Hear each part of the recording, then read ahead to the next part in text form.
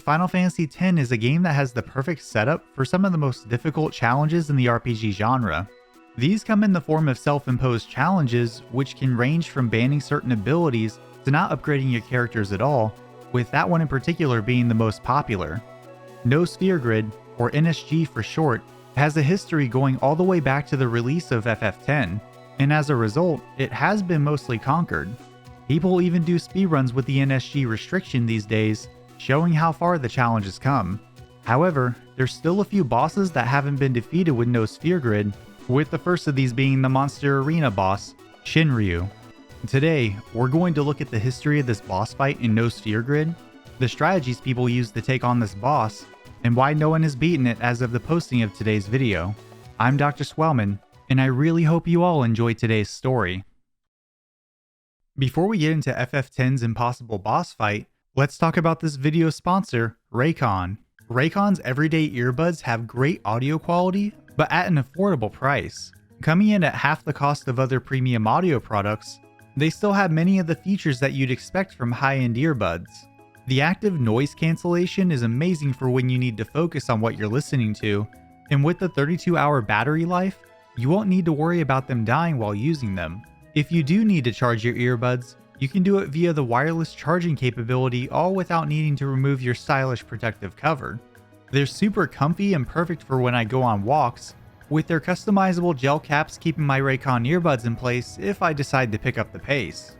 Did I mention that they also come in some really cool colors? Blush Violet is my favorite, but there's a ton of other options that'll fit your taste. To get your hands on these amazing earbuds, check out my link in the description or go to buyraycon.com/drswell to get 20% off site-wide. Thanks again to Raycon for sponsoring this video. Like many other games back in 2002, Final Fantasy X had a large community around it. This was represented on popular forums such as GameFAQs and Neoseeker, with hundreds of posts being made every day. Much of this was talk about the game's story and how horrible Blitzball was, but there was a group of people who saw more in FF10's gameplay loop.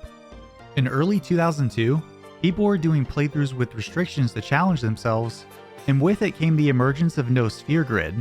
In FF10, the way you power up your characters and get new abilities is through the Sphere Grid. The cool thing about this is that you don't have to spend your levels or get stronger, letting you ignore the mechanic entirely. This was a lot easier said than done, but thankfully it wouldn't be long before several people shared their strategies for completing a playthrough with the NSG restriction. By the time March 2002 came around, there was already a huge guide made by Dustman and Zaris to go through the game without the use of a Sphere Grid. This fact was one of the things that drove a user by the name of Gestalt to create the first Monster Arena NSG topic. From April to August of 2002, the budding NSG challenge scene was coming into full bloom, with many people working to solve each of the Monster Arena bosses. If you don't know what the Monster Arena is, it's a side quest in the Calmlands which has you capturing monsters, letting you unlock various super bosses that you can take on. While these strategies were being developed, a user by the name of Hypropant was documenting these with the focus of putting them all in one place, leading to the creation of the very first Monster Arena NSG FAQ. This FAQ went into excruciating detail on how to defeat every Monster Arena boss, including Nemesis, the final original species creation that's supposed to be the hardest fight of the bunch. Though, in his FAQ, Hypropant doesn't bestow this title upon Nemesis, he instead gives it to Shinryu. Compared to other bosses, Shinryu's mechanics are very straightforward. He only has 3 moves he can use, and comes in at just over 2 million HP. However, these things don't make the boss easier, as there's other quirks specific to this fight. First of all, you're limited in the characters you can bring into the encounter. Titus, Riku, and Wakka are your only choices here, and no other character can be switched in. For NSG, this is a big problem because you can't summon Aeons with Yuna. Aeons are the first line of defense and offense in an NSG run, dishing out a ton of damage and being sponges for powerful attacks that the party can't survive. Riku's Overdrive, Mix, can usually deal with this. Mix is a very powerful ability Riku has which lets you combine 2 items for special effects. 2 important ones are Trio of 9999, which sets party damage to that number per hit, and Hyper Mighty G, giving you a slew of protective statuses to include Auto Life, allowing party members to self-revive once per cast. This, combined with Titus's and Wakka's multi-hit overdrives, You can dish out nearly 200,000 damage between the two of them per cycle. This means you can take out the boss in about 20 overdrives, but this is much easier said than done. To start, Shinryu counters all damage with a physical attack that will one-shot the target in NSG. This not only sets you back several turns, but you lose the buffs from Riku's overdrive as well. This goes even further with an attack called Shining, an 8-hit area of effect physical attack which will likely wipe your party. Hyper Mighty G helps prevent this, but there's one more move that makes this fight absolutely ridiculous. Shinryu's last attack, Eraser, does exactly what the name suggests. It turns a single target to stone and instantly shatters them, removing the character from battle. Even worse, the attack can't be resisted, so there's nothing you can do if he decides to use it.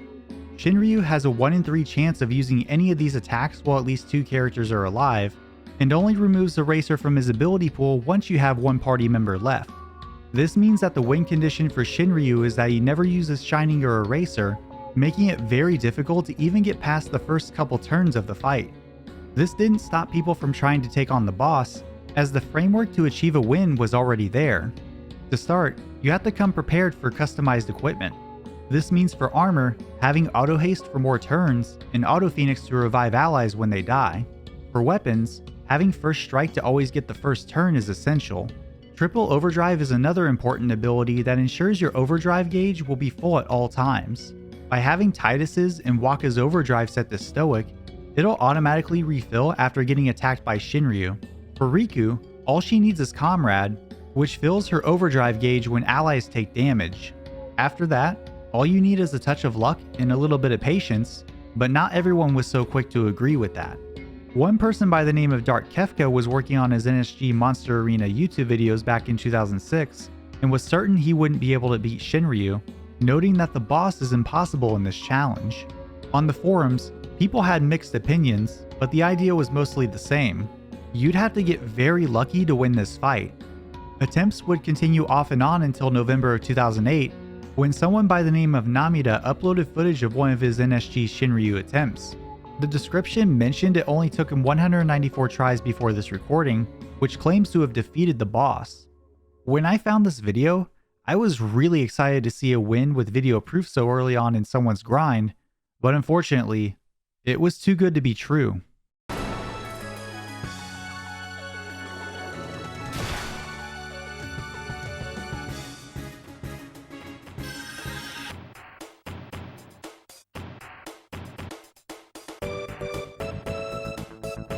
You know, I'm not even mad that I got Rickrolled.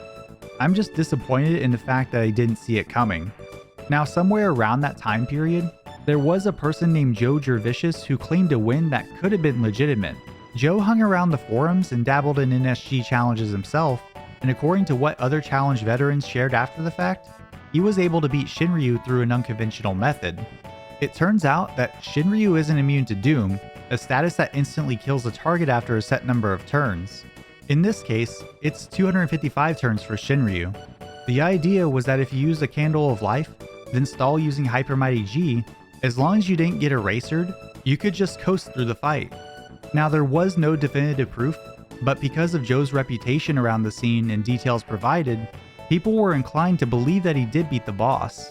This motivated others over time to attempt the challenge, including another user named Burkice. In April of 2009, Burke created a topic asking for help with Shinryu NSG. He even posted a video under his YouTube alias of Dansgo8, comparing what were the two main strats at the time to take on the boss.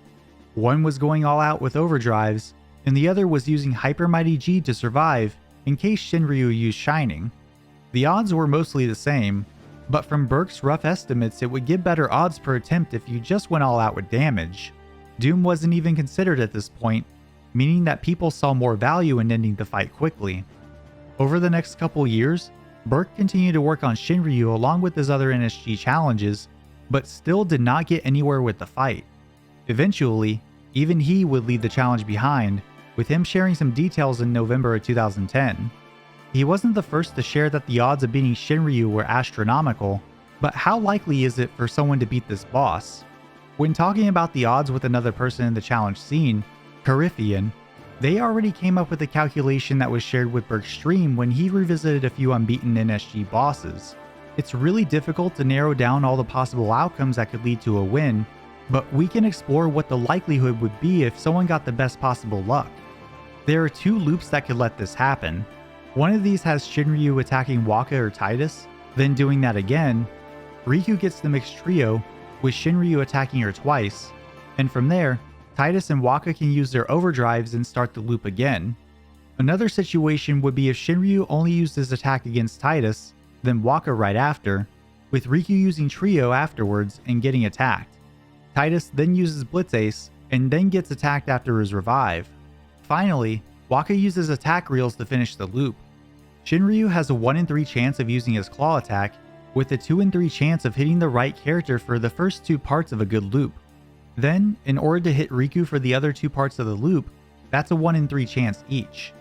All of this combined has a 1 in 1640.25 chance of happening for a single path. This doesn't seem that bad, except when you realize that this has to happen 9 times in a row. The odds of things going the exact way you need for the quickest Shinryu kill comes down to a whopping 1 in 86 octillion for one path. If we include the other good path in this calculation, this puts us at 1 in 168 septillion. To put this in perspective, you have an approximate 1 in 300 million chance to win any national United States lottery, such as the Powerball or Mega Millions. As you can imagine, it's understandable why Burke came to the conclusion that this was not humanly possible, and anyone who claimed that they beat the boss needed some definitive proof. To this day, no one has come forward with that proof, and Shinryu has not been beaten in this way without cheats or mods. Given that the odds of this happening and almost no one attempting this fight these days, Shinryu is likely to remain undefeated in a traditional way. What do you think? Do you believe someone will eventually beat Shinryu with this restriction? Let me know in the comments below. Thanks a ton to Coryphean for providing the odds and calculations on how unlikely this win really is. Also, a huge shout out to everyone who has attempted this challenge, and Dansgo8 especially for his insight to the history and his footage you've seen throughout the video. Stay hydrated folks, and thank you so much for watching.